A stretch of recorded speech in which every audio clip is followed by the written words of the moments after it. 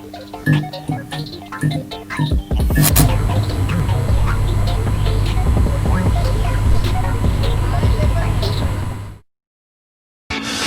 clock keeps ticking like a metronome, and my thoughts keep telling me to get me home, but my balls keep telling me to let me just let me That clock keeps ticking like a metronome, and my thoughts keep telling me to get me home, but my balls keep telling me to let me Fuck all that shit, just let me go.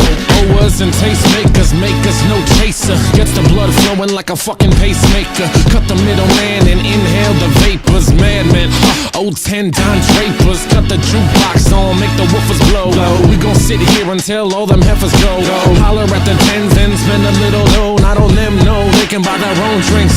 That clock keeps ticking like a metronome, and my thoughts keep telling me to get me home, but my balls keep telling me to let me just let me That clock keeps ticking like a metronome, and my thoughts keep telling me to get me home, but my balls keep telling me to let me fuck all that shit, just let me go. Welcome everybody once again to the Wrestling Rundown, the forum where we talk all things professional wrestling and entertainment. I am your host, Noah Foster. With me tonight are these three fine gentlemen, the Archangel, James Hubert, Mr. Executioner, Hubert, Michael. Hubert, Herbert. I don't know. Are you the forgotten son of the Adams? Wait a minute. Hubert. Did I really sound like that? I already ate a Klondike bar, so I'm not fully awake. The joke is that there's a character. I've been over 8.5 hours. You all put me on this thing. I'm just here to just be a guy in a suit talking wrestling with other gentlemen. So, folks, hey, at least you dress. I'll just go first name basis. Yeah, at least you dressed the part. I mean, this is just normal for me. If I could wear a suit every day, I would. This is how comfortable I am from home. Anyway, gentlemen, good to see you all, folks. Of course, I'm with James, Casey, and I'm just going to call him Mr. X. Michael, whatever the hell you want to call him. Y'all can call me whatever the hell you want. Mike X. Yeah, Mike X. We'll go with that. The Indie Force boys have invaded. How Gucci of us to show up here. It's almost like it's a better podcast. Well, hindsight's 2020. Ask that to the internet wrestling community. Good luck with that. Anyway, let's go around the horn and see how everybody's doing. A community that will never grow up past the age of 9. Exactly.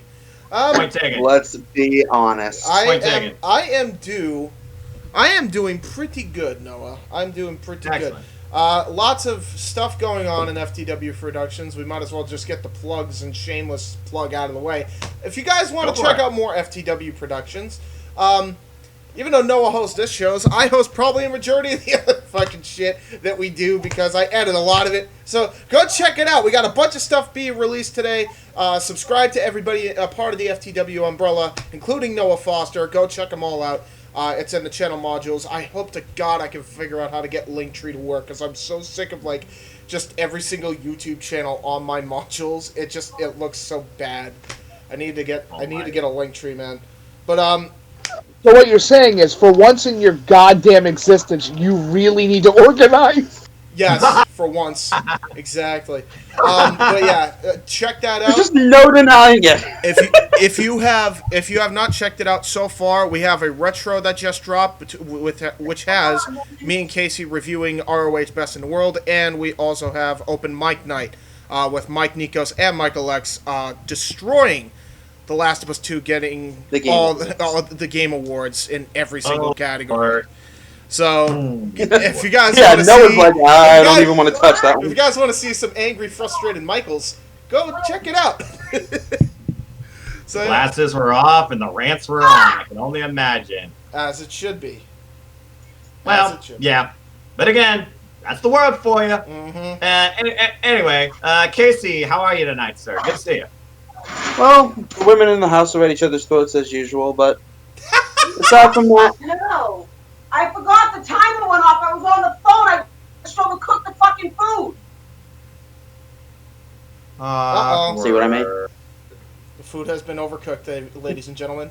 The turkey has been going off at each other. The turkey has been roasted, ladies and gentlemen. The turkey has been roasted. I wonder if Renee Paquette ran into any of these issues when she was building her cookbook. Anyway, Casey, good luck with that situation, and it's great to see you, champ. I'm gonna need And it. last but certainly not least, Michael, how are you tonight, sir?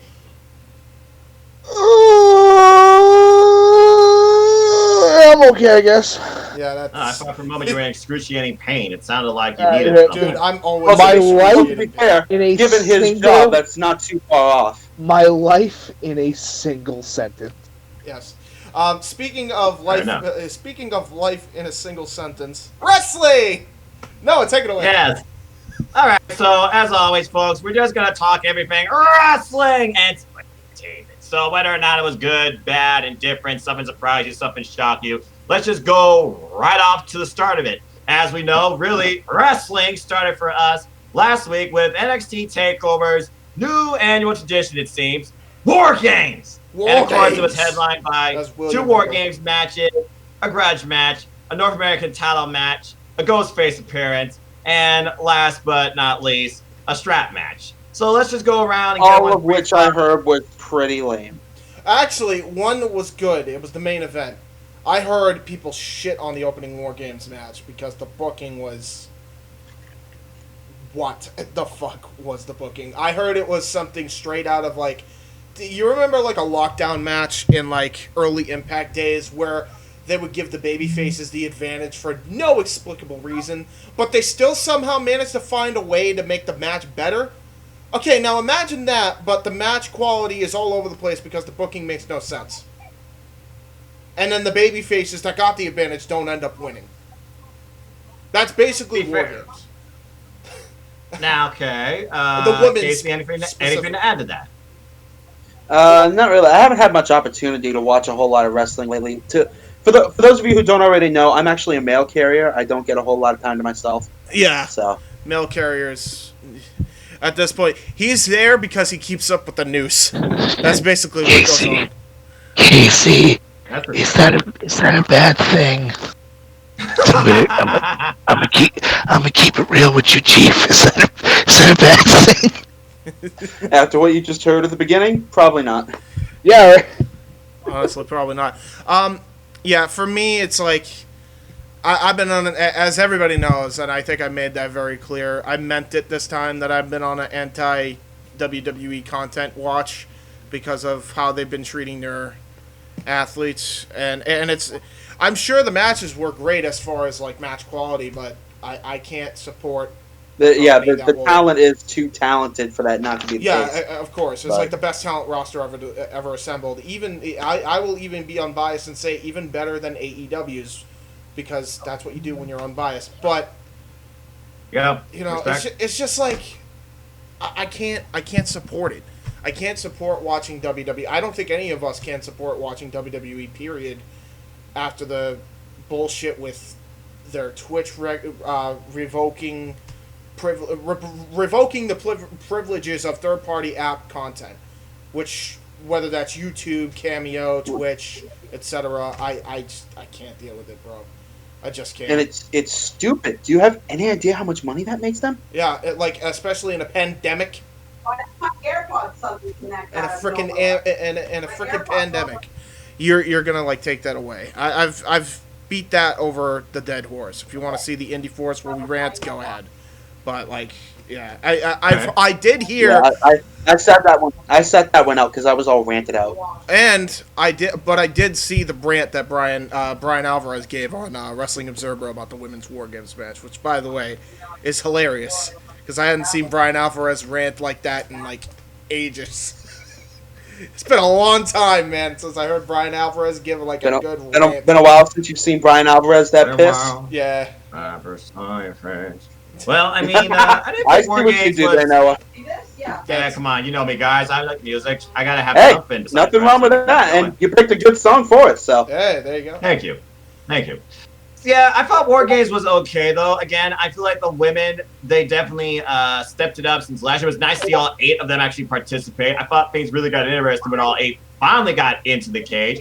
And you had every wild spot imaginable. But again, it's also its own type of extreme rules. There's no Okay, rules, Chase, of course. hold on one Hold on one second, Domino. Casey. For now, mute your mic. Trust me. Just mute your mic.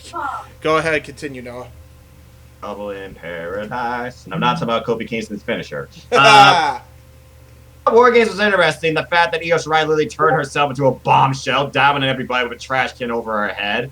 Shotzi Blackheart with the ultimate cannonball, breaking LeRae's arm, who still won in the end. And of all people to get the victory in this match, Raquel Gonzalez, who really has been getting a push in NXT, it seems. See, there was a thing, because like, people hated it initially because it sounded like a Vince call.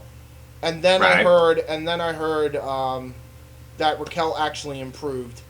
So, like, people actually really, really like her now, which is crazy, because I remember, like, when she was not doing anything with Dakota Kai. So if she's improved, hey, fair play to her. So they seem like they're going to give her a singles push, and I think it's well-deserved. I could definitely see her contending closer towards the NXT Women's Championship, and then Ember Moon with a crazy eclipse, nearly breaking Dakota Kai's neck, who apparently is going to be on the shelf for a little while. So there were casualties involved. And then, like I said, the strap match, well, the strap came into play. I'm glad it did. And again, it was psychological warfare as Cameron Grimes tried to prevent himself from seeing the eyes of Dexter Lumis. In the end, it didn't work. Lumis hog-tied him in the middle of the ring. I like this idea of Ciampa challenging the young, up-and-coming mentality of this locker room who feels entitled. And yet he's taken on a veteran in himself that's also Mr. No-Nonsense in one Timothy Thatcher. And it turned out Ciampa went over on Thatcher. Yeah. I'm not sure where that's going there, but I thought it an interesting grudge match, and I'm curious where this feud might go. I wonder at this point, is Thatcher going to challenge Ciampa in, his world? Is he going to fight him in a fight pit? Dude. And then I look at the North American Championship. I truly feel like they don't know what to do with it yet, but it seems like they might be trying to set up some other mid-card division following what happened this Wednesday. But the North American title has played hot potato more in NXT this year alone than I can remember. I find it a bit ridiculous. I can tell you why that is, Noah.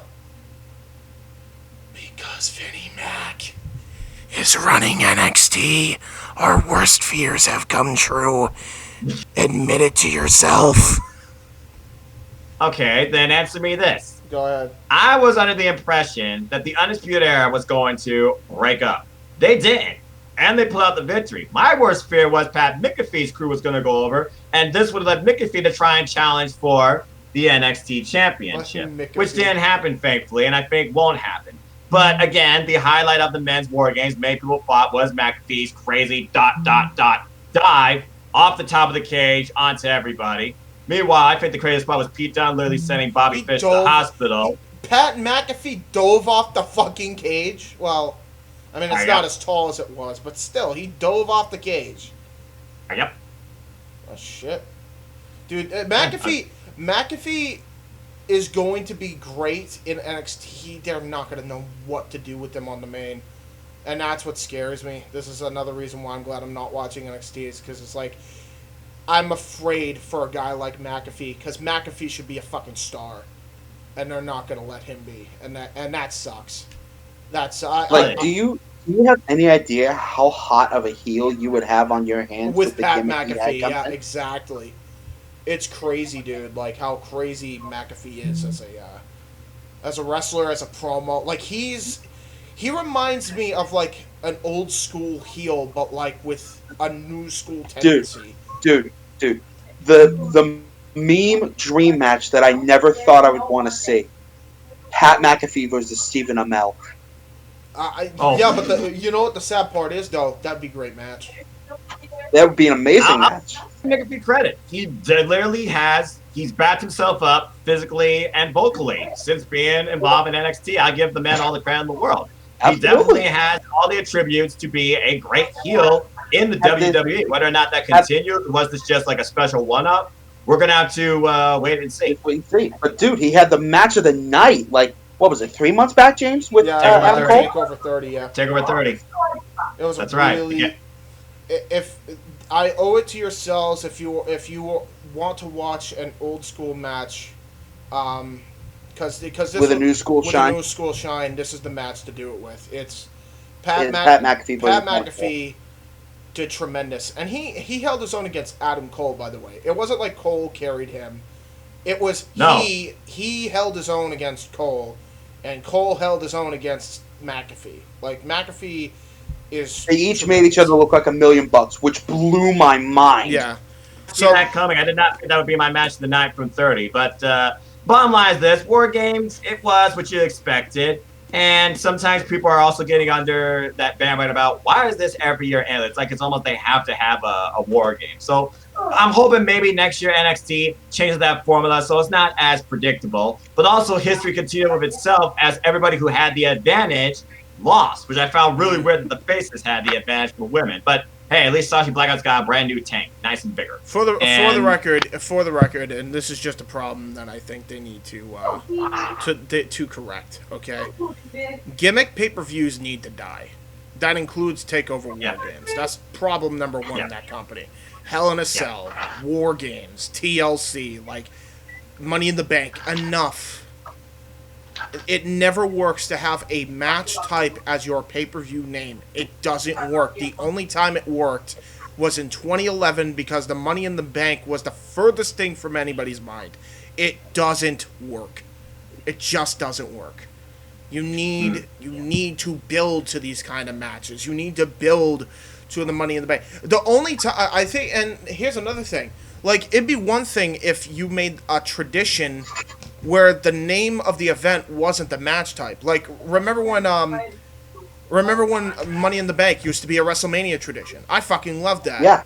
Yeah, that was great. I fucking loved Mania. Specifically, one of the best Money in the Bank matches that I will ever remember is the one at 24, where Shelton Benjamin just crumpled into a ladder. And it was one of the biggest spectacles in a huge-ass stadium that you will ever fucking see. I mean, I still have WrestleMania 23 up there, too, with Jeff Hardy Swanton. Yeah, he didn't even Swanton. It was a full-on fucking Hogan leg drop. Onto Edge, by the way. And they both got stretchered out. Craziest fucking visual ever. Like, both of those moments. Like, and then the winner is holding the briefcase up, too, in front of thousands of fans. That visual is better than that being in just a regular size fucking arena. It just is. It will always be better than that. Oh, I agree 100%. I've been saying it's just they started the Money in the Bank pay-per-views that the Money in the Bank should be the continued staple, the opener that sets the pace for WrestleMania. And I would call it the mid-show. You do that as the opener, you're going to kill the crowd before it even starts. Honestly, they've always done it as the opener, though. Let's be honest, okay? Let's think about this. They've always done it as the opener. I don't think that's true, because WrestleMania 24, the opener was actually, ironically enough, JBL and Finlay, which was like... Oh yeah, I forgot about that. I thought that was kickoff actually. That was the first match of the actual show. And by the way, that match was way better than it had any right of being. Well, Finlay, JBL, qualified professional wrestlers, brutal fighters. The atmosphere worked. JBL, the angry heel, everyone still hated at the time, and Finlay fighting for his son. It all worked. Yeah. You know it's bad when we're talking about stuff that we actually liked back in the day, and then stuff that we think that should be changed now. That's wrestling industry in sports entertainment. I don't think that's necessarily bad. I just wrestling gods giveth, the wrestling gods giveth, and the wrestling gods taketh away. Well, you're going to get good with the bad. One cannot exist without the other. And I don't think it's a bad idea to think about what was done that could be renewed now going forward. I mean, I think it's important to respect what has happened in hopes that it can happen again, but in a different way. Because at the end of the day, that's all wrestling's going to try and do, reinvent the past. Hence, War Games is about a route. One of those things you've always got to look at. True. Try and find ways to make what's old new again. Exactly. Now, whether or not you achieve it, well, that's up to the fans' perspective. That's up to the fans. Well, I have. Yeah, exactly. It's never gonna fucking happen. Exactly. Thank you. So let's talk about a company. That's the equivalent of putting an old spark plug in a goddamn sink. It's there, you know it's in the sink, but there's no reason why it's in the fucking sink. The spark plug does not need to be in the goddamn sink. But it's there. It's there. Welcome to WWE Retribution Angle. That's exactly what that equates to.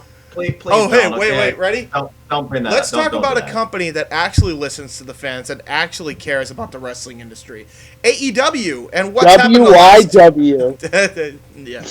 No, Cheap plug. Be AEW. honest about that. Yeah, go here. Yes. iCard. No, check let's it. go ahead. Let's go ahead and briefly highlight AEW because it was definitely a noteworthy one, considering it was coming off one prior to it that was considered pay-per-view quality TV that literally just broke the Richter scale. Well, since it's been a while, we should also talk about what happened on Winter is Coming, specifically 2 moments.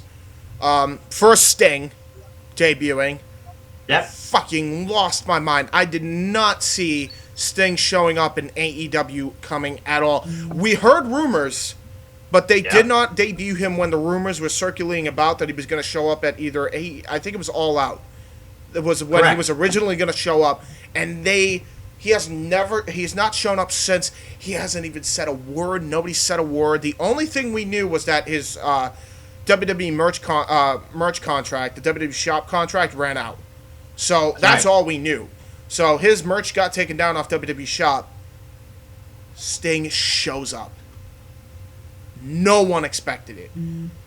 Team Taz is beating down Cody and Dustin and Darby Allin and even Arn Anderson, which was a nice little touch. I like how Sting came out to save his former rival from 25 years ago, by the way. I thought that was a brilliant touch.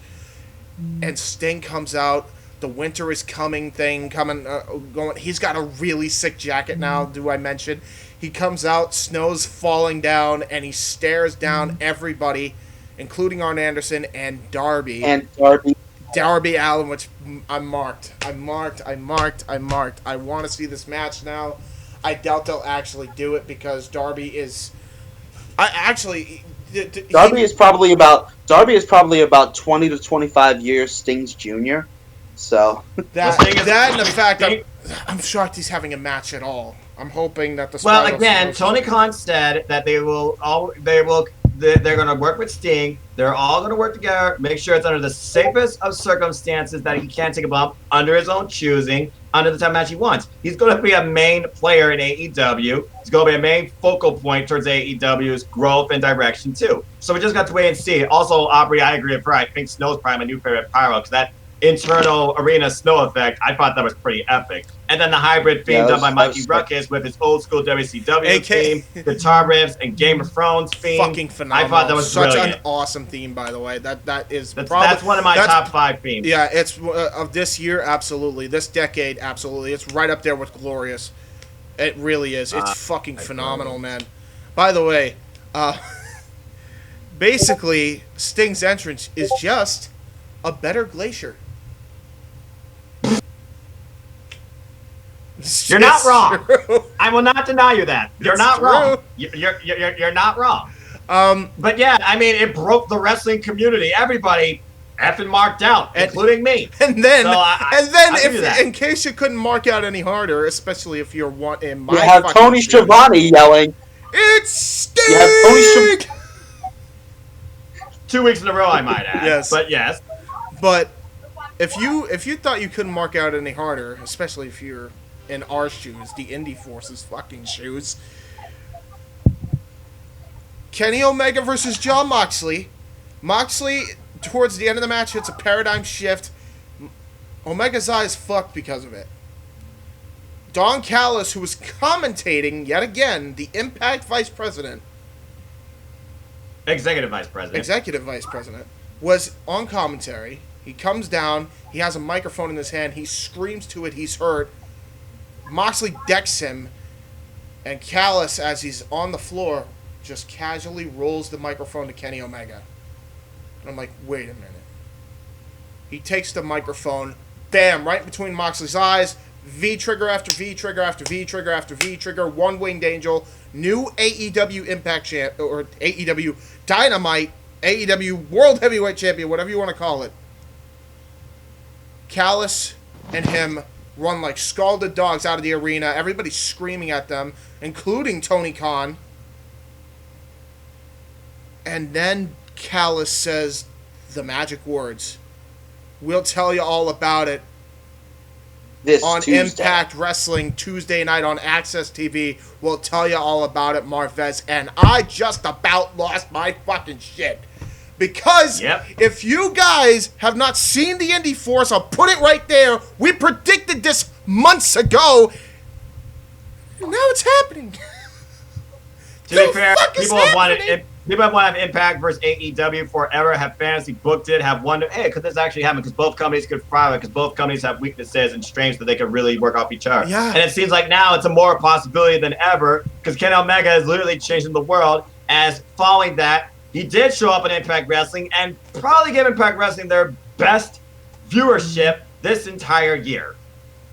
It's crazy, dude. Like, as I've said, the day he became the cleaner, Kenny touches something and it's fucking gold. Yep.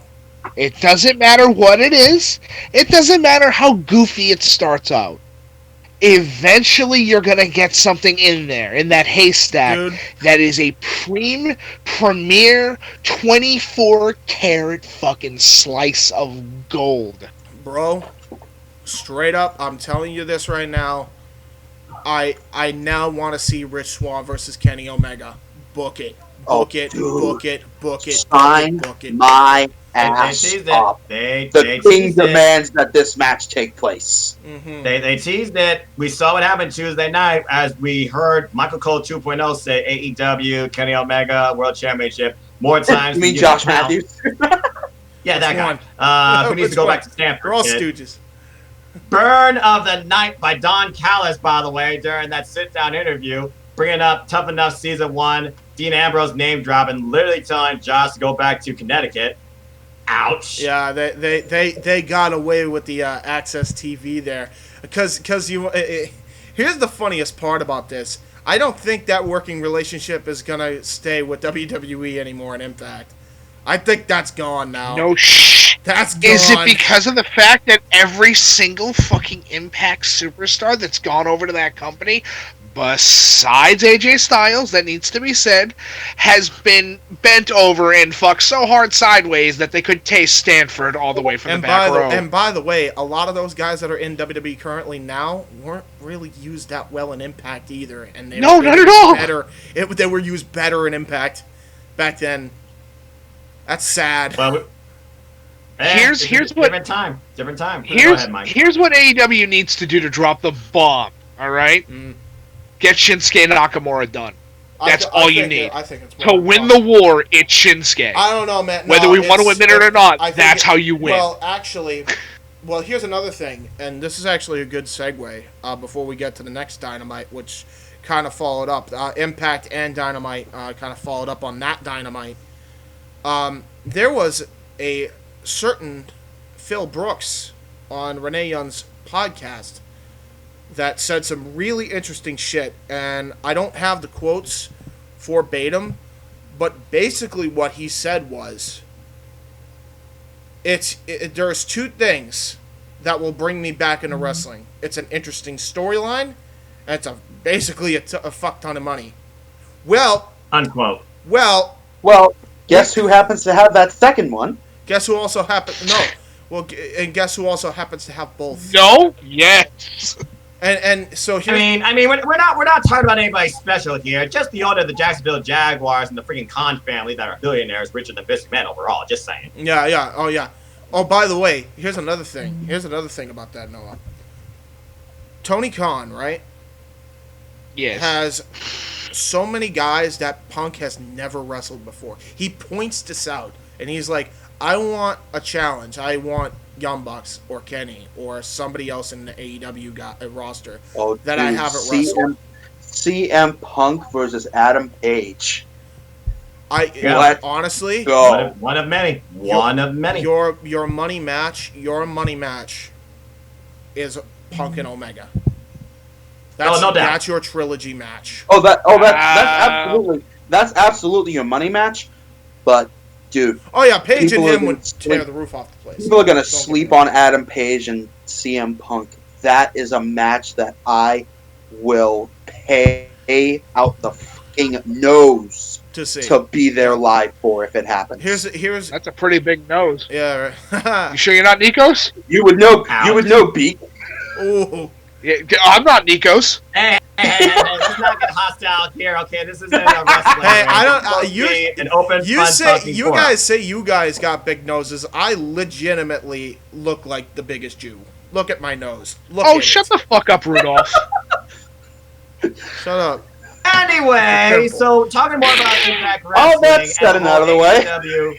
AEW Impact Collision aside, it seems that more and more of this foundation of a partnership seems to be forming. Not only did we have a paid advertisement by one Tony Khan encouraging Impact Wrestling about, I have some network connections here. I know they have some at Tazka too. I might even buy Impact Wrestling. About as most passive aggressive a billionaire could be with the utter Tony Schiavone. The two most powerful Tonys in all of professional wrestling staying together, despite the fact Tony Schiavone said one night Impact made him leave the industry for 18 years. That was a good So, line. I can't even whether or lie. not- That was a good line. Whether or not we see another paid advertisement by AEW on this week's Impact Wrestling, where Kenny Omega and Don Callis will be again, and will we get more towards this collector idea? We'll have to wait and see. As we heard from Kenny Omega's promo, who went full cleaner on Josh Matthews, schizophrenic, aviators off and everything, he basically treasures the AEW World Championship. By the way, nice touch of the official nameplate change, by the way. That was during such the a. I interview. love how they saved that for Impact. That was Yeah. great. That was brilliant. Now, He basically like, we now, got some championships here, Omega. Yeah, I mean, maybe I'll collect the Now- Impact now World here's my Championship. now here's my thing. Go for it. Kenny Omega, he's kind of going for the collector gimmick nowadays. Is that what you said? Yeah, Pretty much. Yeah. Why stick with the collector when you can have a collective? Well, it's funny you mentioned that because as I move away, but first honorable mentions, Impact Wrestling, Nago's division. I hope that they seriously get involved with AEW. Great tag team match with Taya and Rosemary taking on Deonna Purrazzo and Kimberly. Yeah. Where Rosemary and Taya advanced. Personally, that was one of my favorite matches of the night. Moose in his own methodical way, trying to send a message to Swan about this is what pain looks like. I'm the real champion. Well, Moose versus Swan might be next in the books before the bigger picture. We'll have to wait and see as Mac was brutalized. Of course, this built towards Chris Bay versus Rich Swann, which honestly might be my Impact match of the year because that was damn fire. But also, as you said, collective, during the Final Resolution special that occurred Saturday, Kenny Omega had a reunion with some old friends, a good brother, one Carl Anderson, talking about the machine gun. Where's the machine gun? Talking about cheating on his wife. I mean, what? Whoa. Okay, they didn't drop Whoa. that. They didn't drop that, all right? But they did talk about, hey, you have your belt, I have my belt. It's just like the old days. And then Kenny Omega and Don Callis like, okay, where's the machine gun? Where's Carl Anderson? Where's the guy that would beat this guy, all ego Ethan Page in like under a minute or so? As of course, Luke Gallows is still out injured, so Luke Gallows didn't show up. But again, as far as collective, we might see Kenny Omega reconnect with the Good Brothers, which could lead to him maybe having a Good Brothers versus Young Bucks feud. Here's another thing that you don't. Here's another. I'd be thing. interested in that. Now, here's another thing that nobody else is considering here. Now, Go for you it. want to talk about the bigger picture. Here's the bigger picture that I'm starting to see. So you already have a bunch What of a working picture. relationships kind of intertwining, which is leading me to believe here that we might be seeing all these companies work together and not just two. So we already got AEW and Impact. AEW and Ring of Honor currently work with NWA. Ring of Honor also works with New Japan. Impact and AEW also work with New Japan. You also have MLW, which works with AAA. AAA also works with AEW. Yes. What does that mean for the wrestling industry if all those companies start doing talent exchanges and actually start working together? I'll tell Are you you what that saying means. that we'll I'll have tell an you what that means. Attitude Era 2.0? No, I'll tell you what that means. It means welcome back to the territory days. Which There's I the word, want. territory Way better. days. Yeah. I think You talk about the ultimate form of what is old is new again. There it is, my gentlemen. and Well, I mean, we've already seen things with that the AEW and NWA relationship as Thunder Rosa has helped really breathe new life, along with Serena Deeb, into the AEW Women's Division. And by the way, legit Layla Hirsch and Dr. Britt Baker, DMD, they nearly drew 1 million views on their match alone, while Lily Thunder Rosa and Britt Baker's feud did draw over 1 million views. That's saying something, and that is real massive improvement to AEW's business. Well, one of the heaviest criteria since day one. Here's another thing that everybody wants to. I want to put this into people's perspectives. Everybody's like, there's these old time people, right? That like, why do you want to work with AEW? They're killing the business. Blah blah blah blah blah. They're actually the reason why the industry is thriving as good as it is in a fucking pandemic. Had AEW not been here, the industry would have fucking died off. I'm telling you that right now. AEW's existence could have been the best thing for the wrestling business. I talked about this with Mike. I talked about this with Casey. I'm now going to finally bring it on air for the first time anywhere on any channel that we currently are a part of, right? AEW Dynamite does not just do 800 to 900,000 viewers. Not a fucking chance, and I'll tell you why. You can't tell me that 900,000 people are watching Dynamite and then their fucking toys sell out. You can't tell me that that's just 900,000 viewers. Keep this in mind as well. They do record the DVR numbers for the Nielsen box, which, by the way, this is an obsolete system, and AEW draws between the live and DVR numbers 1.4 to 1.6 million views on that. On that alone. Okay? Now put into perspective that there's also all these other alternatives. YouTube TV, Roku, freaking TNT app. There's a bunch of these online TVs that we're not even accounting for, that we don't know how to measure properly. And that's probably another 200 to 300, maybe even 400,000 viewers right there, because a lot of people are switching to the smart TV area. And that's another, I currently have a smart TV box, so that's another views right there. Yeah, including Noah. That's another metric that's not being measured. Now, add that with worldwide views. Okay, because we're probably already past 2 million on that front. That's probably 2 million people in North America. This is not Steiner math. Yeah. This is logistics. This is logistics. It's logistics from an autistic man. Yeah. Now, let that sink in. Now, that is 2 million, right, just in America. It's 2.4 million just in America. You got to take into account as well that they also do a huge fucking margin as well on their YouTube channel for Dark. That's fair. That's actually fair. If you want to count Dark in there, that's fair. Dark, despite the fact Dark is as long as a Monday Night Raw, they still draw on around 300,000 views because of the opportunity and matches you see on Dark. And you look at the talent that's shown up there as well. Fair. MLW, GCW, independent up-and-comers, not to mention NJPW Strong Talent. Danny Limelight, Brandon Cutler was one of the most high-viewed matches of the last episode. Which is crazy, by the way. Funny you mentioned Brandon Cutler. I was going to say, he and Sean Spears have probably been holding down the fort on Dark for the past several months. Yeah, and here's... And QT Marshall and they have not... producers of the show. Yes, and they have not had a bad match since they've come to AEW. Not at all. No, they haven't. And honestly, I really like Dark now. I'm starting to really, really getting the Dark. Here's another thing, right? So I'm glad I'm focusing more on women's wrestling, too. I just want to put that out there because people, again... That's fair. People, again, really blast AEW that they were not putting enough focus into women's wrestling. Now they are, as you all know. I am a huge supporter of women's wrestling. We got like 5 or 6 matches, it seems, every episode, and we've seen the likes of legit Layla Hirsch, who's been now a huge staple on Dynamite. Some people believe she should join Team Taz. I can kind of see that connection. I can see that. I absolutely Kind of King has definitely been my favorite across all AEW Dark. She definitely has shown me a bit of everything. She could be a major player in AEW. And tomorrow night, she's facing the AEW Women's Champion, Hikaru Shida. Which is good. Real quick before we get into that, just to finish up my point. So we just talked about 2.4 million viewers between Dynamite and Dark, respectively. That's in North America. That is the actual number if you look at it from a logistics standpoint. And this isn't me just talking out of my ass. I actually did research for this shit.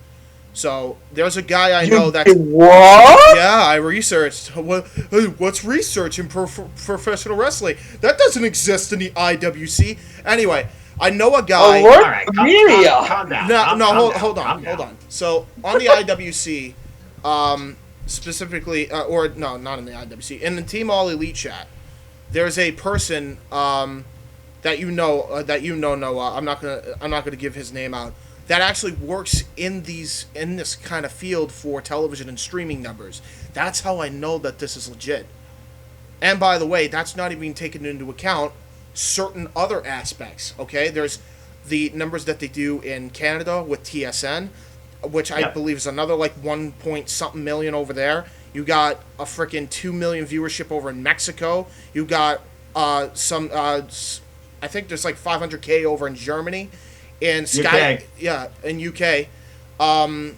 Is there a TNT in UK? And then you're not talking about the Fight TV numbers as well. There's also Fight TV numbers that are like, I'm sure, fucking massive.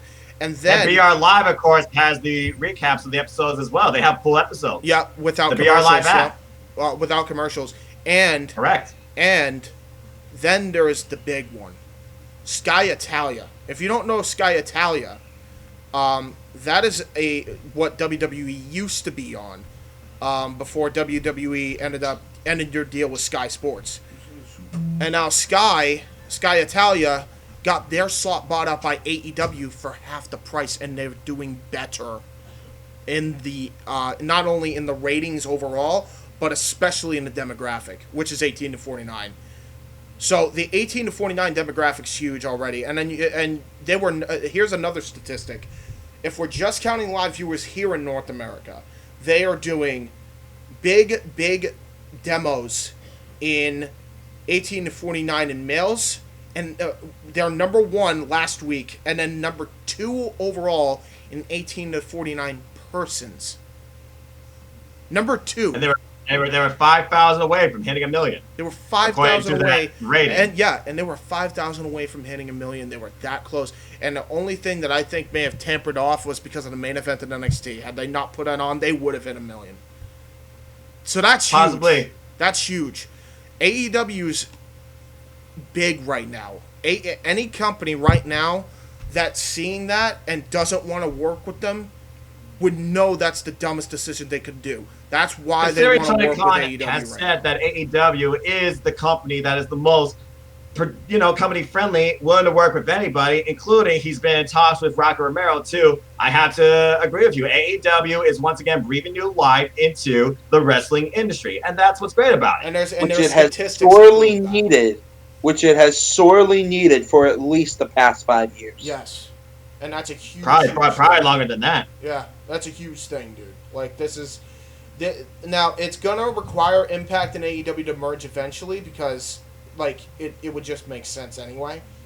But everything else, they could at least have an identity, and people will care about these other promotions again because AEW's showing their wrestlers.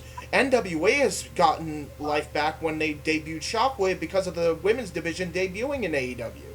Thunder Rosa. That's right. That was huge. And Thunder Rosa, Priscilla Kelly this week. My God, that might be my new favorite women's match of the year. That was absolutely incredible. That was tremendous. Now, Shockwave, is this the new Thunder? No, you mean Power. Oh yeah, sorry. Yeah, Power. it is the new. It is basically the new Power. I don't know if Power's coming back. Is it? Well, I know Nick Aldis did say at one point it was going to, but plans might change. And the thing is, those Shockwave specials, they're actually encores of previous content from the Fight TV app that people paid for, which is why people are kind of holding something against Shockwave. But the thing about Shockwave, though, is it's free, and not everybody bought those, United Wrestling Network specials on the Fight app. So most of these people have never even seen these matches. That's fair. We've seen Mike Bennett versus Nick Aldis from this. By the way, Mike Bennett now back in Ring of Honor. Thank again, God. renewing his Matt Taven. Yeah, thank God. Yep, the Kingdom. And literally, we saw Priscilla Kelly take on Thunder Rosa for the NWA Women's World Championship in a phenomenal match. So, and I found somebody as big as a talker and ego as Eli Drake when he took on that what was his name? Fred Watts. Fred Watts. That was a really good match too. So again, NWA they are still. Is Fred Watts related to Bill Watts? I don't think so. It's just Watts. Okay. Mike, you were saying originally.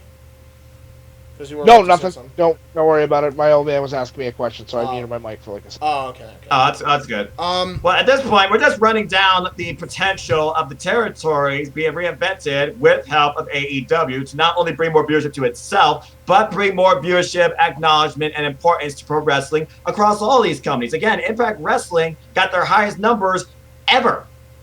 And that's with good reason. And another thing, too, is they probably got a lot of viewers from the Impact side that still watch Impact, which is probably where they came from. Wrestling has a very good roster along with the Sting fans, too. Like, they knew what they were doing. And that's going to be huge. Like, AEW could seriously be on track and in perfect time if they could do this. With Wrestle Kingdom on the horizon here, that would be tremendous if they could pull that off. Speaking of Wrestle Kingdom, let's talk a little bit about NJPW because we just recently concluded a double dual tour for the Best of Super Juniors and the World Tag League, not to mention the Super J Cup, and it set up several things. So let's look at what we've had.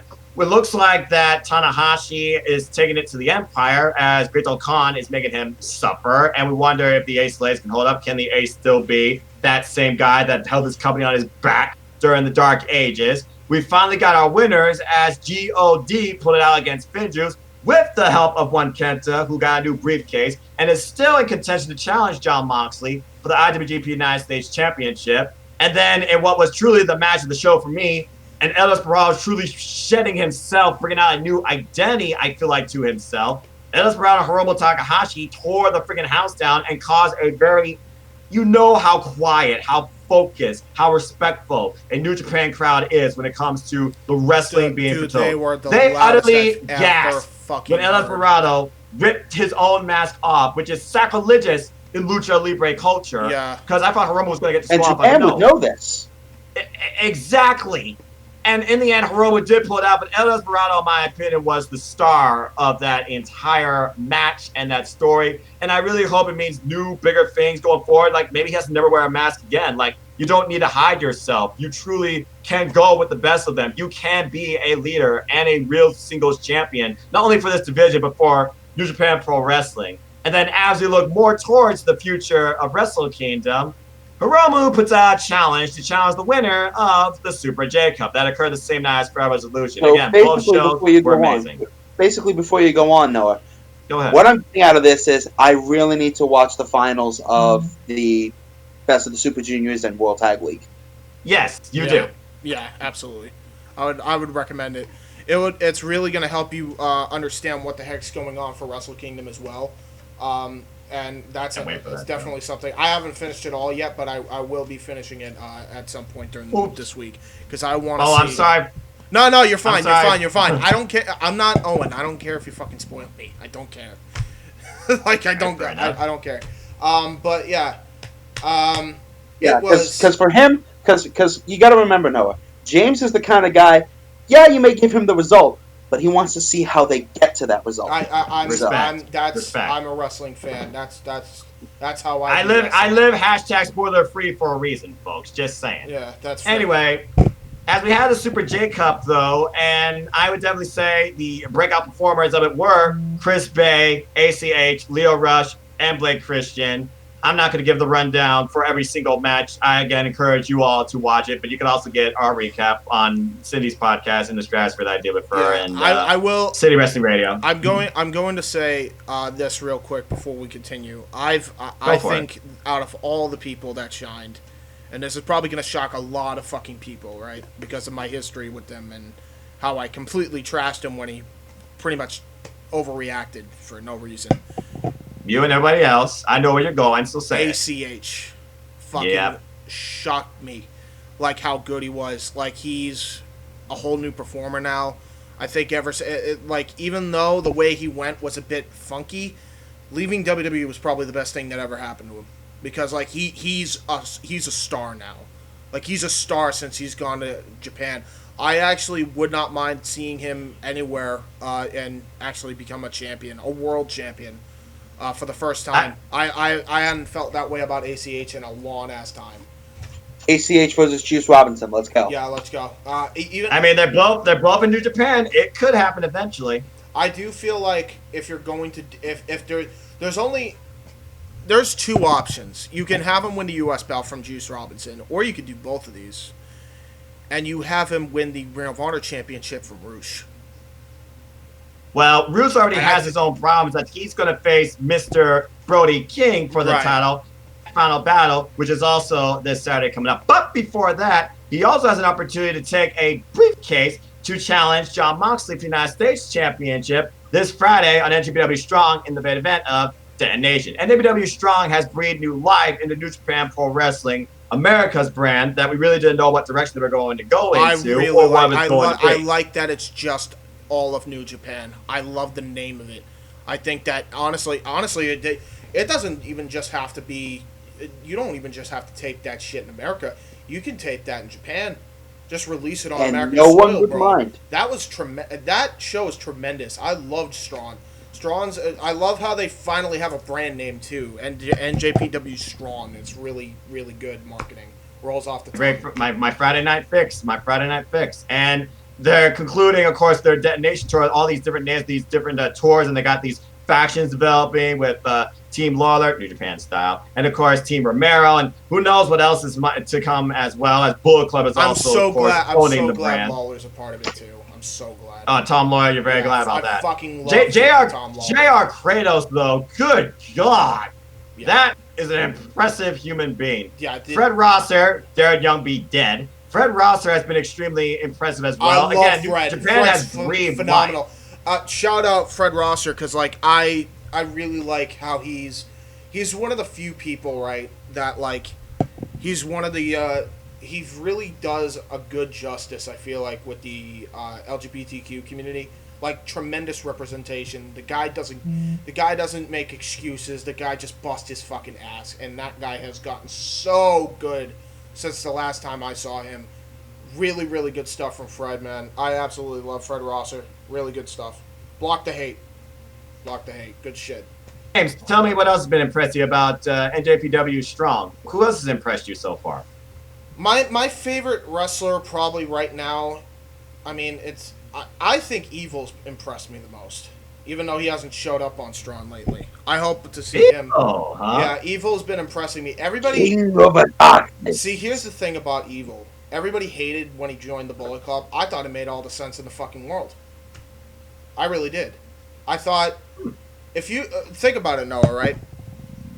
Think of his fucking name. King of Darkness. He's evil. I get that. He's evil, right? You can't trust a guy like that. It makes all the sense in the world that he would join a group like Bullet Club. I think he should lead the thing, to be fucking honest with you. I think Evil would be the perfect candidate. So I hope to see him on Strong. Personally, I feel it would like probably be Tom Lawler for me. Personally, I would say Evil is a bit too underdeveloped on the mic as of right now to lead Bullet Club. Give him some time with, say, a Tanahashi or, say, a Hiromu Takahashi. Somebody who can hold their own on a microphone. And I can absolutely see him developing well enough. I can see where people have a problem with them. Get that, because Jay White, of course, he is a very vocal mouthpiece as the leader of Bullet Club, not only owning himself. As far as it is great, so. As far as other strong people. My top people in there are, I already mentioned ACH. I really like Filthy Tom Lawler, obviously, in his group, and then I love Finjuice. Finjuice has really, really impressed me. Especially Dave Finlay. Dave Finlay's fucking, he's nothing like his father, but he's just, because when you take one look at him, you don't think of Finlay at all. No, he's you tremendous. I really like Dave Finlay, man. Dave Finlay's really, really good. That's fair. I think that's very fair. And again, Jay White and Tama Tonga, Hikuleo, they're owning themselves on this brand, developing into real single stars that could lead this brand. I mean, you might have literally a number of people that could be top tier stars literally owning NJPW Strong. So I really like how this brand has developed, and I'm curious where it goes from here. But again, they need to get a championship involved in it. So we have to wonder how Jon Moxley's IWGP United States Championship will come into play and who will challenge him for it. Yeah, because you know then, he's gonna be a star there on Strawn. Absolutely, that guy's gonna be a mainstay. No doubt. My question comes in of, obviously this is a brand for Japan now. Do they just put everybody that's in Japan into Strawn? Like, do you bring in guys like Okada, Tetsuya Naito, Kota Ibushi, or do you make a whole brand for Japan? Like, what happens there? I think we truly won't know that answer until this pandemic passes and we have our first live show, because you honestly gotta wonder, is NJPW Strong now going to be their new focus towards live events right here in America, or is it going to be its own separate entity? That's a question yet to be determined, James. I don't know how to answer that, to be honest with you. I do think that NJPW Strong could be a bigger selling point than just NJPW on its own, because if you remember before the pandemic, they were struggling to sell houses. And I think a lot of that had to do with, it's just a wrestling event like in some bingo hall like every other indie show. Whereas and that's why Ring of Honor kind of started fading, because they haven't had a brand ever.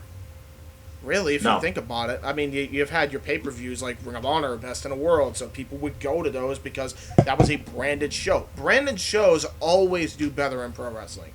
They always do. Like Dynamite, even though they didn't sell out all the houses, they would at least get at least 50 to 60% full capacity.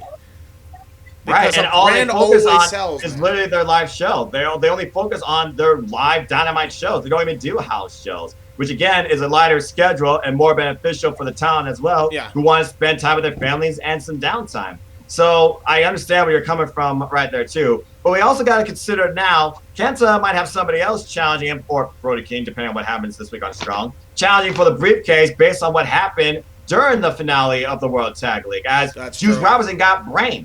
Juice Robinson is not going to leave that line down, and he has history with both Kenta and, of course, Jon Moxley. So whether or not that's revisited, we'll have to wait and see. Triple threat. Yeah, now that we concluded the tours. Threat. Let's go. Kenta. All right. Maybe you're going a little too soon there. Besides, we have to figure out now who's going to challenge Taiji Ishimori for the junior heavyweight title, because that's fair.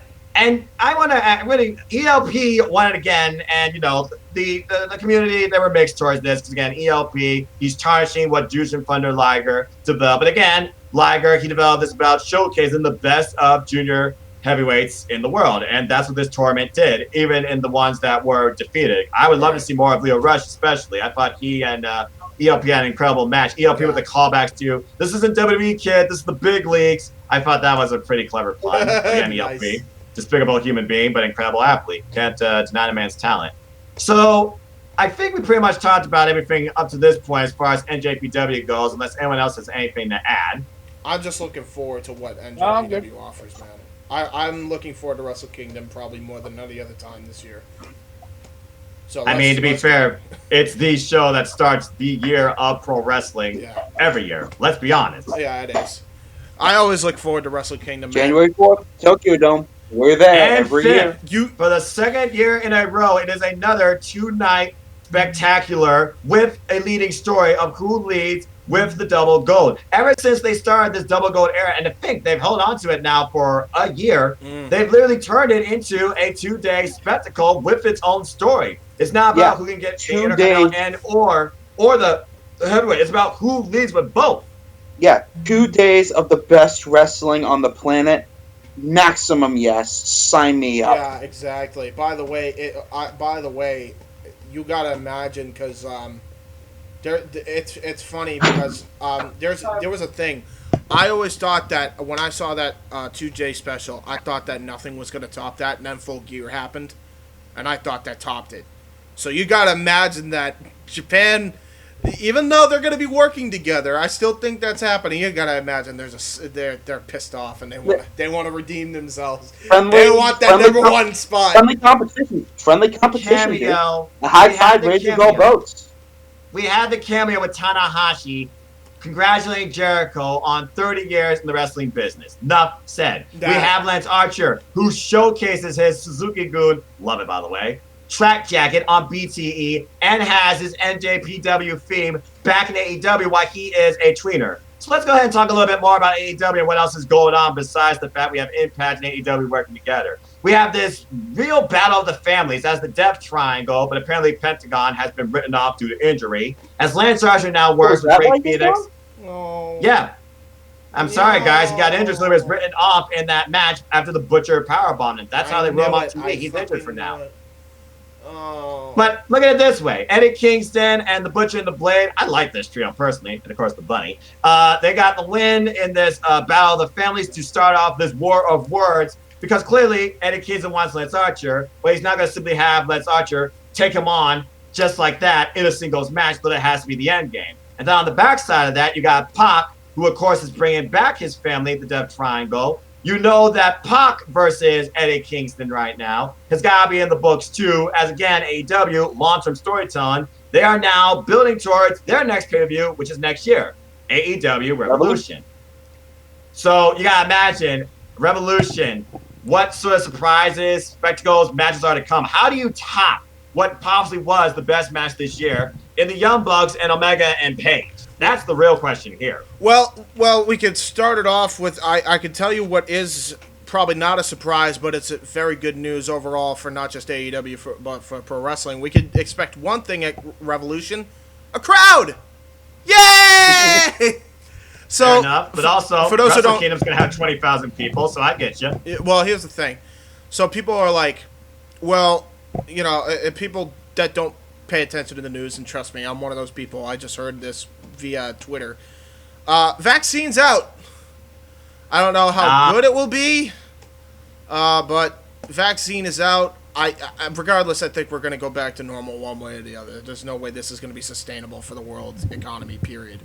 But vaccine's out, so I don't know. I've been really enjoying my stays of increasing craziness over the course of a few months and absolute self-loathing. But hey, I mean... Oh, so now you know how it feels to be James. More or less. Yeah. What the world just happened here? Good grief. I mean, it's true. Long story short, Noah, ever since the pandemic started, James has been going stir crazy for reasons we won't get into. Yeah, well... you know how cabin fever works? Yes, I've heard of it. Now combine that with... cabin fever, it's I'm trapped in my house and I can't escape fever. Or as I like to call it, anti-Stockholm syndrome. Now, put it this way.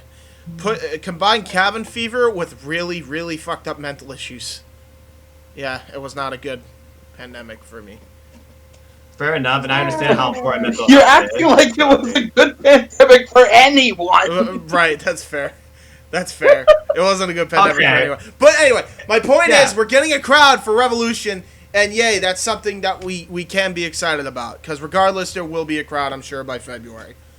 We also learned what AEW's remaining schedule is going to be for the year, too, as they will have a Holiday Bash special, AEW-type episode, after a basketball finals game again.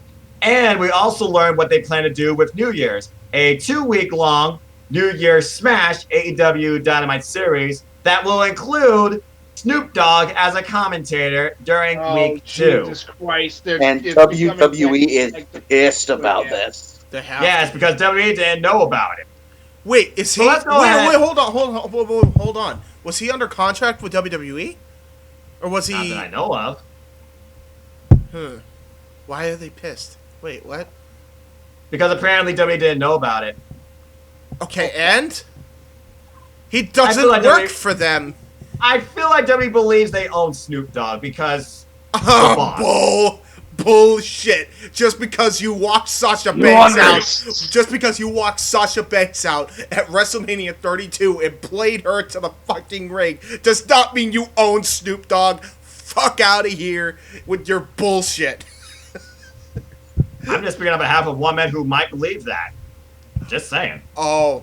I want you to understand. The one man in Stanford, Connecticut that might believe that. Possibly. I mean, he believes he owns the world. He owns people. So I mean, he also believes he's a god. So you take that as you will. Oh, you mean? But let's go ahead. Let's go ahead and look at the other aspects of AEW. All right, because we talked about this whole idea of partnerships. Let's go ahead and look at the storylines going into this right now. Because one of the bigger draws of the last Dynamite was one sit-down interview with Brandy Rhodes and Shaq. So apparently Shaq was disrespectful to Brandy, and he ended up eating a cup of water to the face for it. And then we got some sort of grudge bribe. And then we got some sort of That face. Yeah, you had to bring that up. And then we got some sort of grudge apparently going on in the women's division now, developing more storylines in the women's division I like. Where one Jade Cargill is now attacking maybe Brandy's protege, tag partner. What the hell's going on here? I don't know. In Red Velvet, and it looks like now Vicky is challenging Brandy that I'm the better manager. Blah blah blah. So now we're getting a tag match with Serena Deeb and Red Velvet taking on, I believe it's Ivelisse and Diamante. I believe that, yeah, that's what it is. Yeah. So, Diamante, sorry. And now we got Shaq, who apparently will be on Dynamite. So we look at Cody, who's had all these different turns since losing the TNT title, where he says he's not going to go after it. He got called out by Jade Cargill about not being the giant AEW. And basically Sting says, what I do is my business. See you around, kid. How about Team Taz, too? That's still a thing. Oh, yeah, that's right. We made it personal. But Hook apparently now is training with his father, Taz. So, and apparently Darby Allin has called out Brian Cage to challenge him for the TNT title, beat me one-on-one. So we'll see if that match actually comes to fruition. But I just want to get your thoughts. Shaq just swerves everybody and joins Team Taz. Everyone just joins Team Taz. Just bitter, angry men that just want to destroy everything and tell you what they mean. Well, he's already best friends with a fucking cartoon tiger. Why not? Well, here's the problem, though. Like, if he joins Team Taz, I don't see Shaq as a bitter, angry bloke. I don't see Shaq joining Team Taz, okay? I'm just going to say that right now. Listen, you mess with the Shaquille, you're gonna O'Neal on the ground, alright? You better watch out. You better watch out for his Shaq Fu. I hope he does some Shaq Fu on Dynamite. I don't even care. I ain't gonna lie to you. I wanted to see some karate expertise from Shaquille O'Neal, baby. Noah is done. Bro, I as long as I get to see funny faces from Shaquille O'Neal, I don't care. Literally, this could be the worst garbage trash, which it is, by the way. This is some of the dumbest storyline AEW's done, but I'm okay with it because it's so bad it's good television, and I absolutely love the face of Shaq when he just gets the water dumped on him and he just goes... Looked like me on The Awakening, but like more retarded, if you could believe it. It was the best. Possibly. It was tremendous. Absolutely tremendous. Leave that to Ethan Page, who right now is going mentally insane himself, it seems, as the North might be breaking up, even though he says everything's fine, despite the fact he lost on Saturday. You will not break up the North until the North have a match with FTR. You are not doing this, Impact. Fuck off, Impact. I want to see this match. You will not take it away from me. You are not going to take it away from me. Fuck you. And like that, it's gone.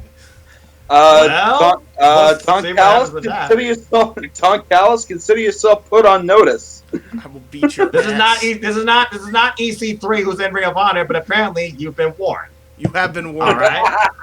You've been very warned, Don. The Awakening will cometh at you.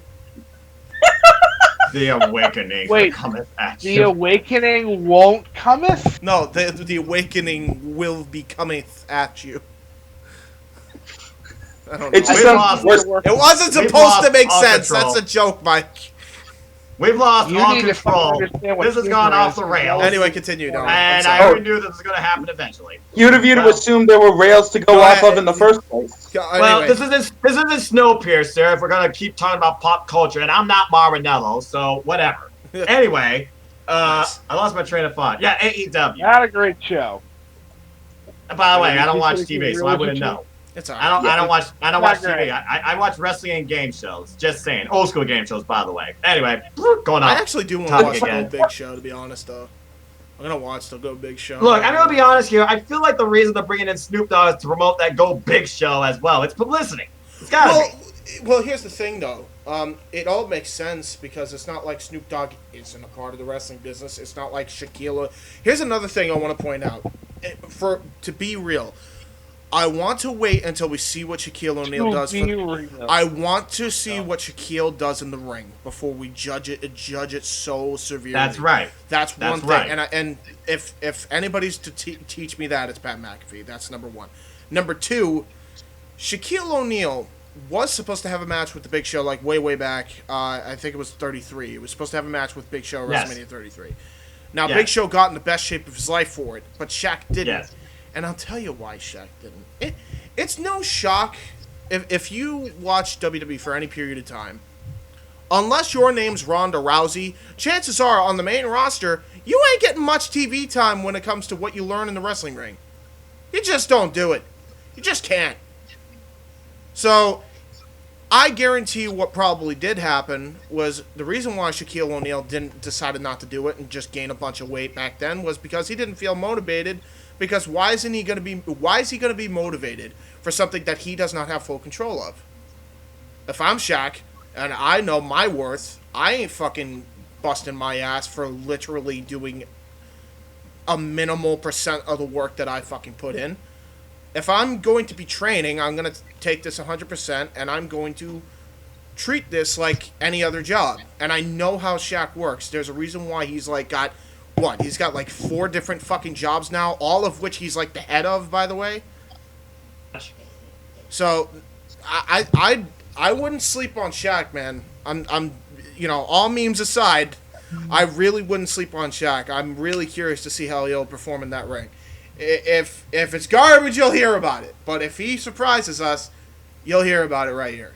So, look, I'm gonna keep it real with you, Chief.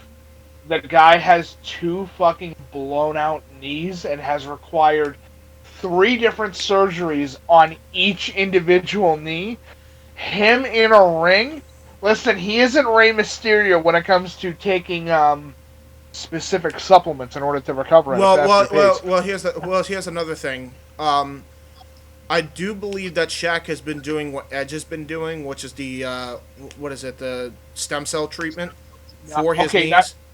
Not everybody is doing stem cells in order. This isn't the new steroids. I'm just saying I've heard reports that he's been doing that, as well as he's been on the DDP yoga shit for a while now. So, he might surprise us. And by the way, even if I don't expect him to use his knees. He's a giant. Buy my yoga channel. Hey. if Shaq actually does anything physical in a wrestling ring, it will be lariato or chokeslam or a punch, in my opinion. But they didn't do Mike Tyson and Jericho. Again, I see this being more publicity for AEW. That's on TNT, known for basketball, with one of the biggest players in basketball now on their screens. Because Shaq did draw 1 million views when he was on AEW. It makes sense. Just saying. It does make sense. It makes sense. It's business, people. Business. Yep. All right. We'll see. I say just wait and see. I say we wait. I want to. And Snoop Dogg has commentary experience, so who knows? Yeah, I know. And Snoop Dogg has commentary experience, so we'll see how that goes when he's with AEW commentary. Didn't Mike confirm this with me or not? Didn't he do gameplay commentary at one point? I swear he did at one point. No, Snoop Dogg. He was a sports broadcaster. No, not Shaquille. Snoop Dogg. Yeah, well, he's in Tekken Tag Tournament 2. Yeah, but I wouldn't call that commentary. I'm talking about commentary. I thought because Noah said he had broadcasting experience. He did a boxing match with Manello. That's about it. Oh, the recent one. On the Bingo, recent card? dude. Oh. Yes, James, that's literally it. I mean, I haven't seen he's an announcer in a lot of different games, but that's because people hire him to do shit. Exactly, because he's a name. He's a draw. That's fair. All right, well, I'll check that out. Apparently, I didn't know that Snoop Dogg was talked about being good at broadcasting. So there you go. Well, potential, but Renee Young even says, "Hell, I'm not even a broadcaster, but I'm just trying to do my own thing." Or Renee Paquette, excuse me. So I mean, we'll see. But anyway, what else is going on with AEW? They seem to be promoting more tag teams now. Again, Dark bringing in more talent into Dynamite, trying to grow some new faces, expose the rest of the community to these new teams, new faces, build stories off of them. They're not trying to lead AEW with former WWE talent. Love the Varsity Blondes. Are you shocked? Love the Varsity Blondes. Thumbs up. That's the name of Are you shocked? Are you shocked after the Dream match and a half from Full Gear? Yeah. They kind of have to. Dude, I mean, again, that's what AEW was about. They were about putting over the next generation of talent. I mean, that's why Kenny Omega became part of AEW in the first place. Yeah. So, Now we got teams like the Varsity Blondes, the Acclaimed. They're Love the starting to Acclaimed, make their love the way Varsity up. Blondes. Top Flight too. We got Top Flight. We got individual talent like Abaddon and Preston. They're trying to make ways now on Dynamite. Risen's really, Tessa really Price. So I'm really glad to see AEW is trying to push a lot of up-and-coming younger talent. They're really trying to, build their roster. And again, with the amount of minds and stories and experience you have helping groom this talent, and I'm not just talking about all the people that are paired with managers, but obviously that's the reason why. I think AEW right now are on a very good direction with their product. So I want to just go around and talk to you all a little bit, and I want you to give me your thoughts on what do you still see being improved in AEW, or what do you still want to see come out from AEW, or who you want to see push? James, I'll start with you.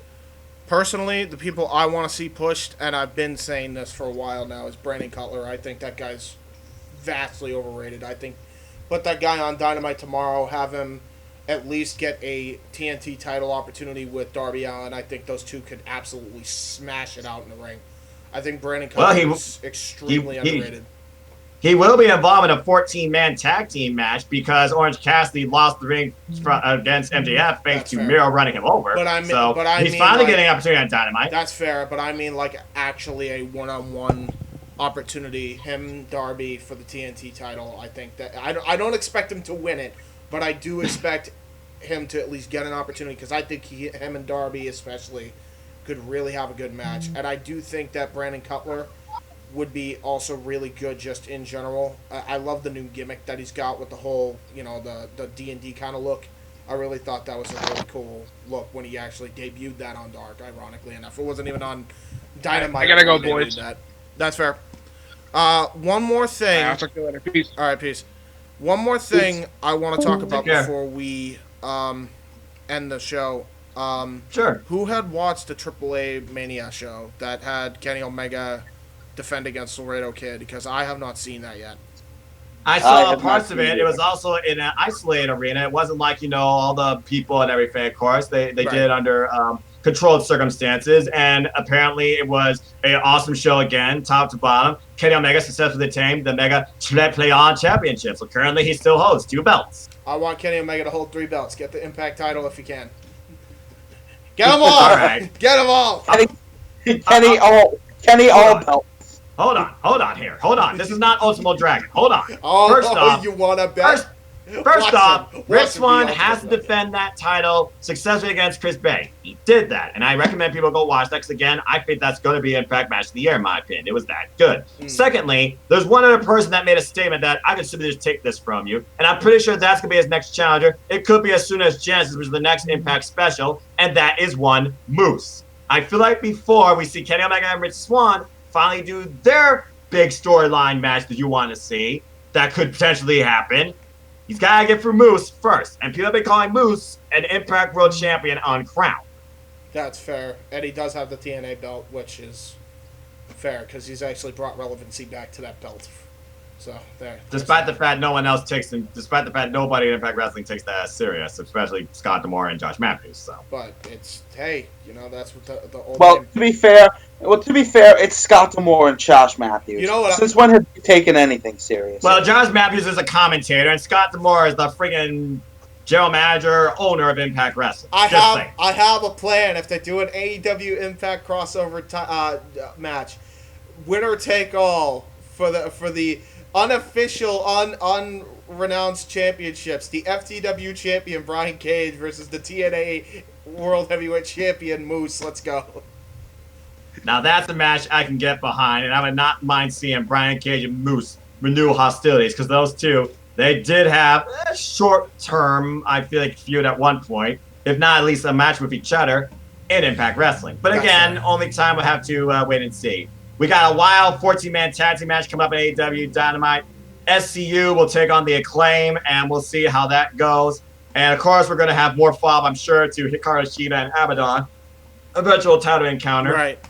Sting's probably going to tell us more about what he's here to do in AEW. Kenny Omega, Don Callis are sure to show up after they once again say their piece and make their impact, no pun intended, again, Tuesday night. And, of course, we're going to have probably a face-to-face confrontation, if not continue build towards Shaquille O'Neal and Cody, and it would not surprise me if Randy Rose and Jade Cargill are not far behind. That's fair. And I'm sure more is to come regarding that too. I'm confused personally with the fact that they're doing a 14-man tag team match.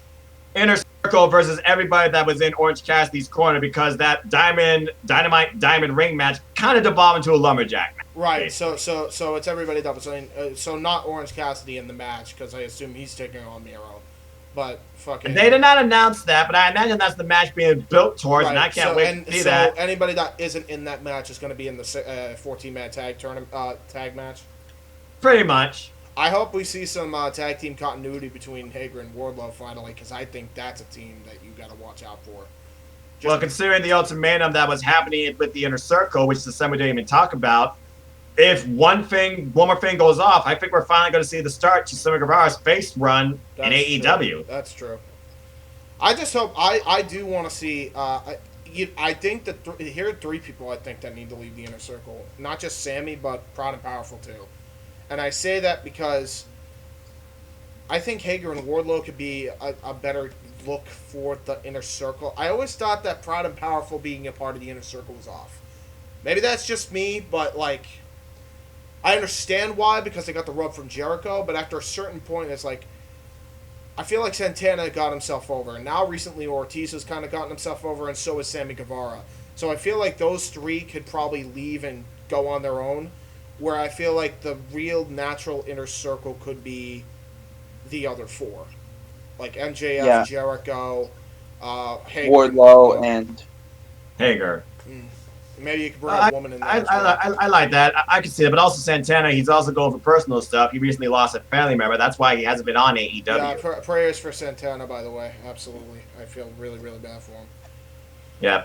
All right. Well, before we conclude, is there anything else you want to talk about regarding AEW? Do you want to highlight anything from the UK scene for NXT UK, which is still my preferred over the others, because again, Walt's unbelievable. I wish, man. I honestly, you would probably need to bring in another expert that actually still watches, because I have not watched WWE in ages, including. Well, I watch NXT UK because again, Darlene General, Isla Dawn, and I respect that roster. And again, NXT UK. Great stuff. Noah. There is only one ring general, my friend, and his name is Almighty Christopher Daniels. I agree. Fallen Angel. All right, I'll give you that. A veteran. I mean, he's timeless. He's timeless like Dustin Rhodes. So I'll give you that. Although we say that as a meme, Dustin. we say that as a meme, Casey, because of the last retro we just did. But yeah, let's be honest, Walter would. Dustin blasting Britt Baker, by the way, based on her husband not winning match of the year. That was also awesome too. But again, AEW Dark is a great watch. Whether you watch it individually, match by match, or segment, or watch it as a whole. But of course, Tuesday nights are for Impact Wrestling for me. At the end of the day, I just encourage everybody just enjoy life and enjoy wrestling. Yeah, in your own way. Yeah, exactly. Real quick, I was gonna say before we end the show, Casey, for the record, I know we joke about Daniels is truly the ring general, but in reality, Walter would still eat him for lunch, IRL. Let's be honest. Come on, let's be honest. A Walter chop, okay? Ilya Dragunov is lucky to still be raving. My God. Well, I would not want to take a chop from Walter, dude. Did you not watch Ilya Dragunov? I wouldn't want to take a chop, period. Yeah. Did you not watch 20 of them? Did you not watch Ilya Dragunov versus Walter? Okay, the guy's lucky to be raving. I have not, because again, for the reasons I have mentioned, but I have heard that he got the shit chopped out of him. I bet. And apparently, it's like a match of the year. And again, the fact there was no people, the competitors, and the physicality told the match itself. Again, James, if you choose to watch one match left under connectivity in any way with the WWE, that's the match I recommend. That's all I gotta say about that. It's not good, huh? It was that good. I'll think about it. No problem. It was takeover main event worthy, and it went for 30 minutes. Okay, I will think about it. No promises though. Just suggesting. I'm not forcing you to do anything. but I do know that you enjoy a good story, you enjoy a great quality wrestling match, and you respect a champion that really looks like he is a champion holding a title that makes him look like a champion. Walter the Dragunov covers all those bases. Period. Anyway, Casey, you were trying to say? Two things. Number one, Noah, let me know when you do your full-on predictions for Wrestle Kingdom because sure, I'll be sure to. I'll tell you. Yeah, because number one, I'd like to sit in on those with you, and number two, I will be defending my Indie Force heavyweight predictions. I said heavyweight twice. Redundancy. Yeah. Welcome to the Department of Redundancy Department. I get you. I'll be defending my crown and belt. Well, it's actually Nikos' crown, but whatever. I'll be defending the crown and belt for come Wrestle Kingdom between James, Nikos, Mike, and myself. So we'll see how that goes. And maybe the Indie Force can get more gold as well. Consider me a surprise debut because, as far as I'm concerned, you know I'm an NJPW fan, so it looks like I'm coming after you too. Oh shit! We got an invader. We got an invader. Okay. Yeah, this is my debut. What a perfect way to debut. The start of a new year with Wrestle Kingdom. So good luck to everybody at Indie Force. I look forward to technically Noah is a part of the Indie Force. He did help us with some grabs. I'm backstage correspondent. I made a grab for you. I made a grab for you at Double or Nothing. Yeah, so he's a member technically. Okay, now, second thing I wanted to bring up. I'm still not 100% on how to feel about this. Apparently WCW is coming back. Oh no, that was a fucking that was already defunct. That was such a bullshit article. They made it look legit. I'll give them credit, but no, that's not. Yeah, that was ridiculous. It's not happening. Don't worry, you're fine. But apparently AEW is trying again to develop a second show beyond their Dark YouTube show. They honestly want to try and split Dark into two different things. One focused primarily on developmental, which I don't think is a bad idea considering what we've seen. It's not a bad idea at all. Just make it Impact Wrestling. Just merge Impact Wrestling. It's right there. James, you can't make something happen overnight. I'm not saying that, my friend. He thinks he's an orc from Warhammer 40K. If he believes it hard enough, it'll happen. I mean, I admire that optimism, but again, reality, man.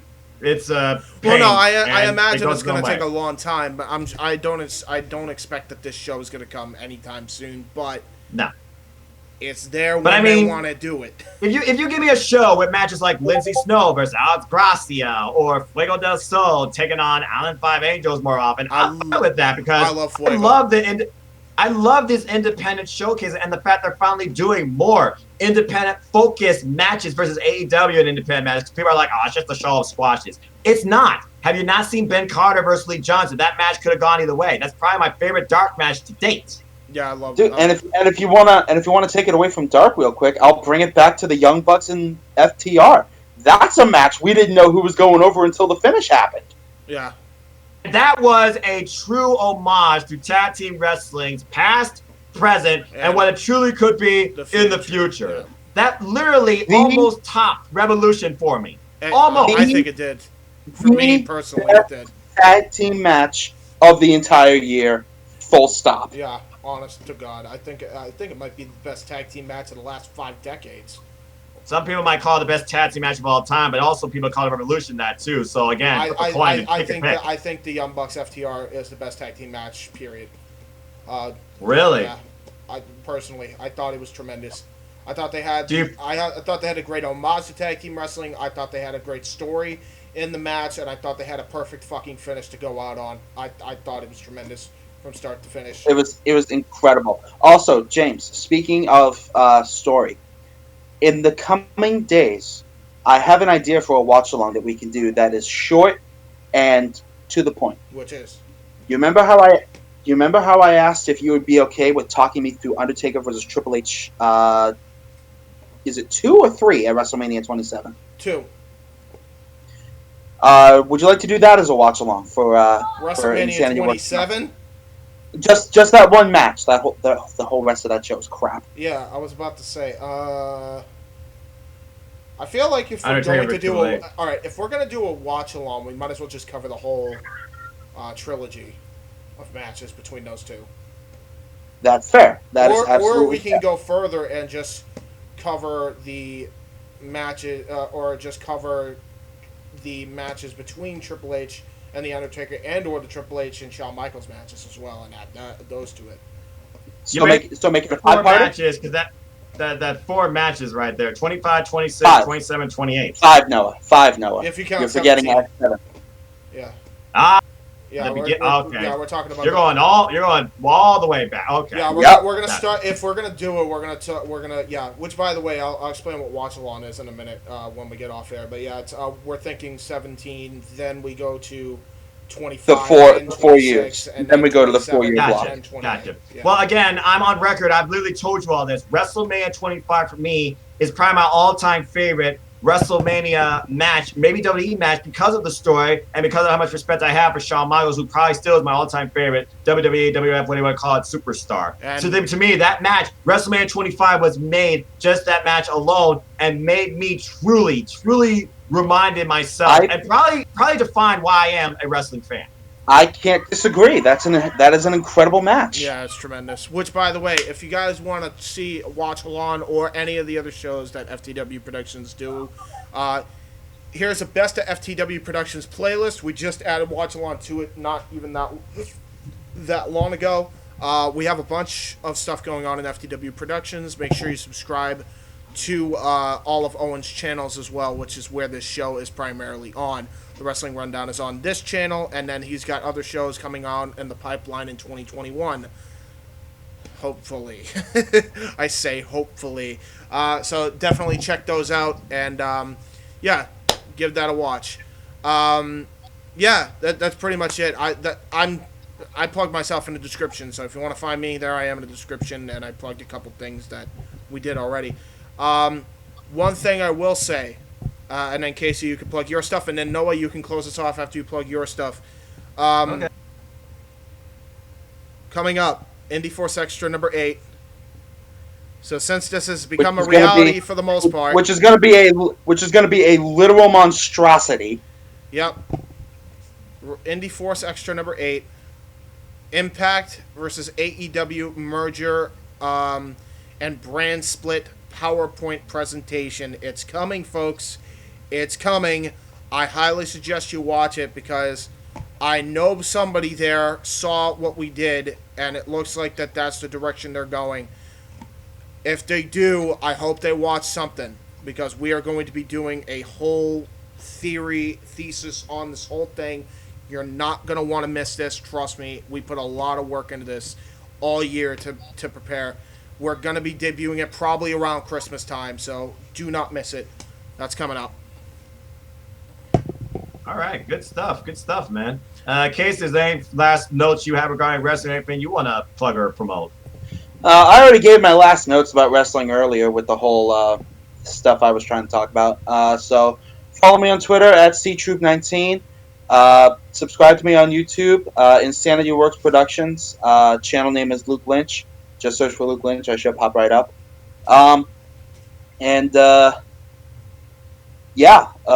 Not a whole lot else to plug. Go watch Immortal. Yeah, how about we also have Wrestling with Idiocy and Watch Along on there too coming up. Literally premiering this week. I think Wrestling with Idiocy by this point would have already premiered. So go watch that. Nice. And then watch Along. The first Watch Along that we debut is watching WrestleMania 15. Oh boy. What a shit show that was. Oh boy, Vince Russo. Different era, and some call him a true visionary. Very much a different era. Very much a different era. Thankfully, we can leave it in the bin where it belongs. But I will say this about WrestleMania 15. If not for that show, and specifically at the time I discovered it, I would probably not be a wrestling fan today. Or at least the wrestling fan that I am today. Well, there you go. That's very fair. Well, ladies and gentlemen, I hope you enjoyed this more condensed version of Wrestling Rundown, where we certainly don't talk about everything sports entertainment for reasons, but we do cover some aspects. For obvious reasons. Well, yeah, that too. But again, there's still some aspects that I do enjoy of it. And at the end of the day, it started, I'm sure, all of us as wrestling fans. We respect that. We just hope that it can go back to those days that we did enjoy going forward. But we'll have to wait and see. And if nothing else, I'll look towards to see if that happens. and let these gentlemen know if they don't even take a chance on it. That's all I have to say. But again, folks, we don't judge. Enjoy life. Enjoy wrestling. You want to find me, YouTube, it's youtube.com/c/NoFoz210 for all things wrestling. Shop AEW Family on Twitter. Upcoming content includes my series AEW Spark, a weekly forum that discusses all things all elite wrestling, Dark, Dynamite, BTE, and more. There'll be a new episode before this Dynamite coming up Wednesday. And of course, coming up very soon, as Casey slightly alluded to be part of, Wrestle Kingdom predictions and recapping full. The predictions will be during the last week of the year, either that Monday on the 28th, or honestly, I just might do it on January 1st. How's that the way to ring in the new year? I will be joining. Yeah, right. I will be joining. Just I will putting that out definitely there. Put my name in the hat and put Casey's I will name in definitely the hat. keep you two posted. So yeah, we're gonna predict Wrestle Kingdom in full. So we're literally gonna control our destiny and what we think the direction and outcomes of Wrestle Kingdom will be. Since some of these matches literally will be determined night 1 to give us that match on night 2, including but not limited to who leads with the double gold. Is it Tetsuya Naito, the current double champ? Is it Golden Star Kota Ibushi, the ultimate year-long story of redemption, or is it the ultimate manipulator strategist that finally ascends to the top? Again, but on the grandest stage of them all, the Switchblade, Jay White. We're going to have to wait and see. Please don't let me sweep this card. I do not want to dominate that badly again. Yeah, he by the way, he dominated Full Gear and the Indie Force predictions. Like No one knows. He was there for this. You beat me by 1 match, and I wasn't even part of your predictions. What? Wait, what does that mean? Was there a championship on the line in those predictions?